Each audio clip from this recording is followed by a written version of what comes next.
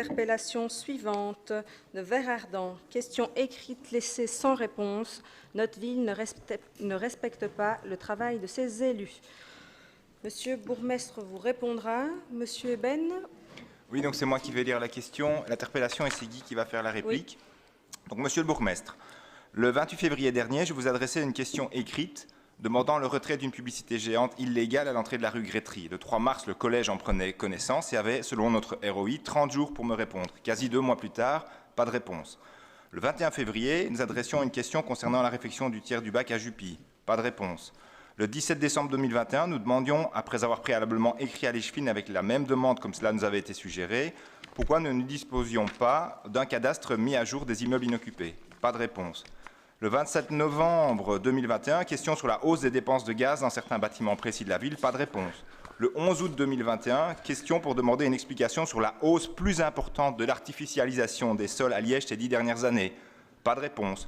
28 janvier 2020, une question concernant les scan-cars qui pointait notamment le fait que nous craignons que certaines infractions ne soient plus sanctionnées.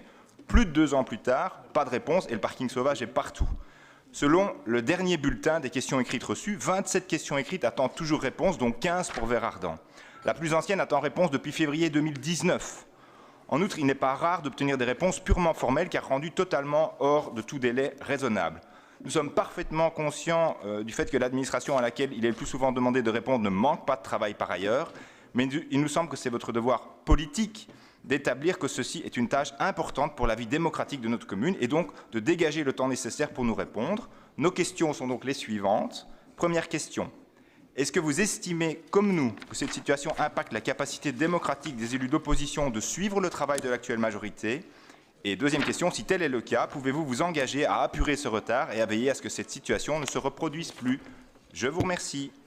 Je vous remercie, Monsieur le Bourgmestre.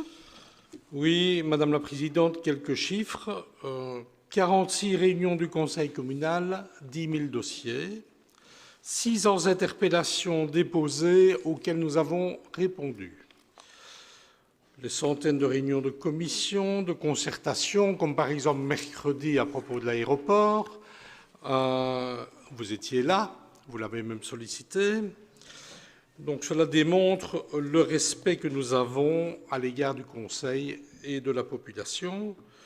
Pour revenir aux questions écrites, 280 questions écrites posées depuis le début de la législature. Quand vous avez déposé votre interpellation, 27 d'entre elles, soit 9,6%, étaient sans réponse.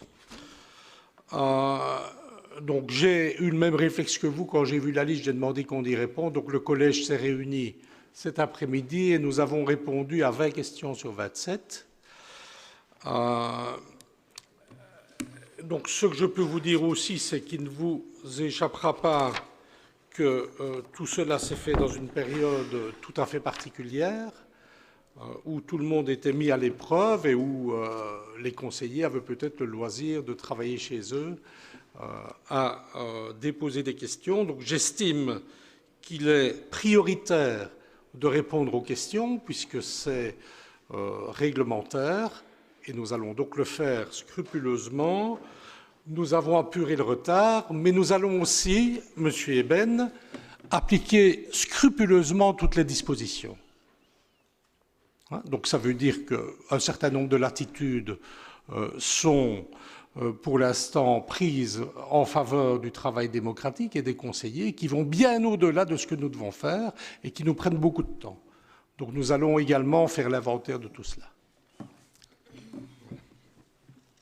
Je vous remercie. Monsieur Cretels, vous avez la parole. Merci, Monsieur le Bourgmestre. Ce serait quand même intéressant de savoir ce que vous vouliez dire là dans votre dernière phrase. Donc, je ne sais pas, je ne sais pas, je vais regarder. Je vais regarder.